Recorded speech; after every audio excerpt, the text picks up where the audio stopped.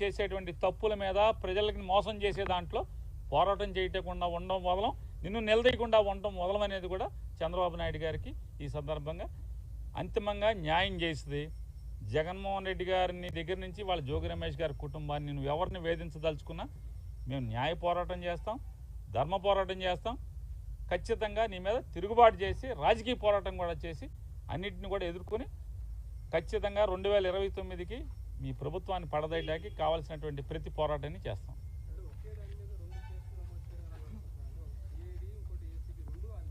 ఏమండి పద్ధతులు లేకుండా వినాయక్ గారు, పద్ధతులు ఉంటే అనుకోవచ్చు, ఇదేదో అడ్డగోలు కేసులు, తప్పుడు కేసులు, ఏదో రకంగా మానసికంగా వేధించాలి, తప్పుడు కేసులు పెట్టాలి, లోపలేద్దామనే నిర్ణయానికి వచ్చాక ఇక అసలు ఒక డిపార్ట్మెంట్ కట్టిందా, 2 డిపార్ట్మెంట్, ఇది కాదు రేపు ఇంకో డిపార్ట్మెంట్తో ఇదే కేసు ఇంకోటితో కూడా కట్టిస్తారు, ఇంకో చోట కూడా కట్టిస్తారు. ఇక తప్పు అని చెప్పేవాడు లేడు. పేపర్లు టీవీలు, వాళ్ళ పేపర్లు టీవీలు బాజా కొడతా ఉంటాయి, వీళ్ళకి వంత పాడుతూ ఉంటాయి. ఇది కరెక్ట్ కేసు అంటారు. మామూలుగా ఇంతమందిని పొలం అమ్మిన వాళ్ళు ముద్దాయిగా లేరు. జోగి రమేష్కి పొలం అమ్మింది ఎవరు? పొలం అమ్మిన వాళ్ళు ముద్దాయిలుగా ఉన్నారా?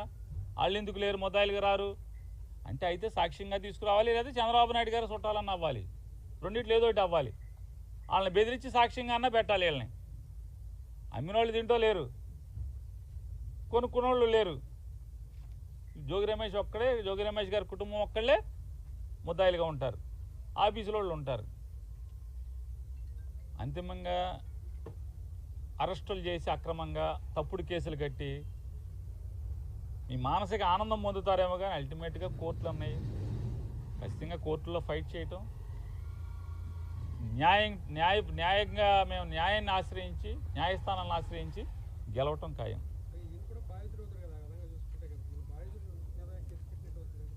అదే అన్నా, నీకు ఉచ్చం నీచం వాయు వరుసలు ఏం లేవు. ఇక జోగి వరుస లిస్టు రాసుకున్నారు. రెడ్ బుక్ రాజ్యాంగం, రెడ్ బుక్లో ఎవడెవడున్నాడు ఆయన్ని మానసికంగా వేధించాలి, కేసులు కట్టి లోపేయాలి, సునకానందం పొందాలి. దీనికి వస్తుంది తప్ప ఏముంది? బాధితులు అవుతాడు. మీరు చెప్పినట్టు జోగి రమేష్ కుటుంబం బాధిత కుటుంబం అవ్వాలి, కానీ వీళ్ళనే నేరాంగం చేసినట్టుగా ముద్దాయిలు చేశారు. సిఐడిలో కేసు కట్టారు, ఇక్కడ కేసు కట్టారు. 2 కేసులు, ఒకే సంఘటనకు 2 కేసులు కట్టారు. ఏం చేసినా సరే నీ మానసిక ఆనందం తాత్కాలికం, వెనక్కి తగ్గేది లేదు. తెలుగుదేశం పార్టీ మీద, కూటమి ప్రభుత్వం మీద, జనాలను చేసే మోసాల మీద, వాళ్ళ కూటమి ప్రభుత్వం ప్రజల్ని వంచే దాంట్లో కానీ, ప్రజా వ్యతిరేక పరిపాలన చేసే దాంట్లో నిలదీయటం, పోరాటం చేయటం. జోగి రమేష్ ఆగడు, జోగి రమేష్ గారు కొడుకు ఆగడు, ఎవరు ఆగరు.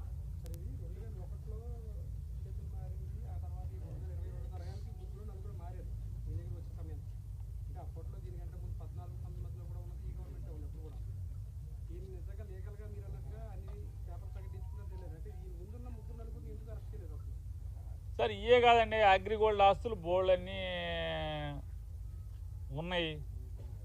చంద్రబాబు నాయుడు గారు మనుషులే కొనుక్కున్నారు అగ్రిగోల్డ్ ఆస్తులు. చంద్రబాబు నాయుడుతో రోజు పక్కన ఉండేవాళ్ళే కొనుక్కున్నారు. ఎవరిని అరెస్టులు చేయరు.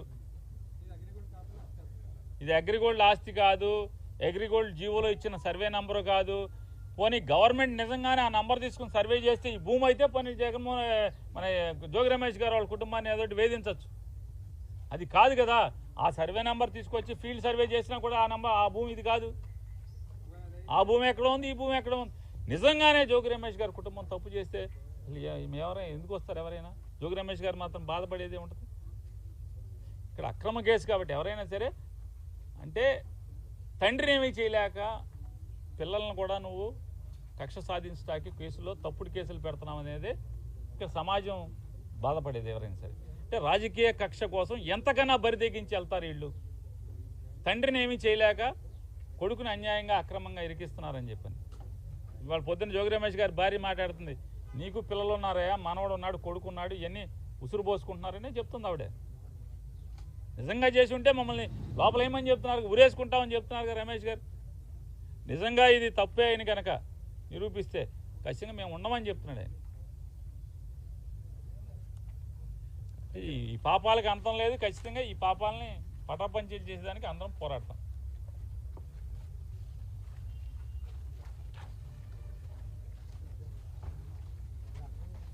అరెస్టులు అక్రమంగా చేస్తారు. కొన్ని నువ్వేమైనా విచారణ చేసావా? స్టేట్మెంట్ తీసుకున్నావా వీళ్ళ దగ్గర?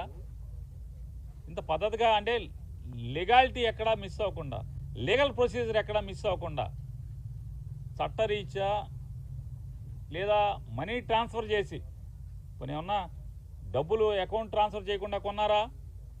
డబ్బులు ఇచ్చేప్పుడు కానీ లేదా పేపర్ అడ్వర్టైజ్మెంట్ ఇవ్వకుండా కొన్నారా? పోనీ ఆనుకుని పోనీ ఏమన్నా నంబర్లు మార్చేసారంటకి చంద్రబాబు నాయుడు ప్రభుత్వం ఇచ్చినటువంటి అగ్రిగోల్డ్ ఆస్తులకి ఏమన్నా సరిహద్దులు చేస్తుందా? అసలు సంబంధం లేదు. అగ్రిగోల్డ్ ఆస్తులకి జోగి రమేష్ గారు వాళ్ళు కొనుక్కున్న ఆస్తికి అసలు సంబంధమే లేదు కదా.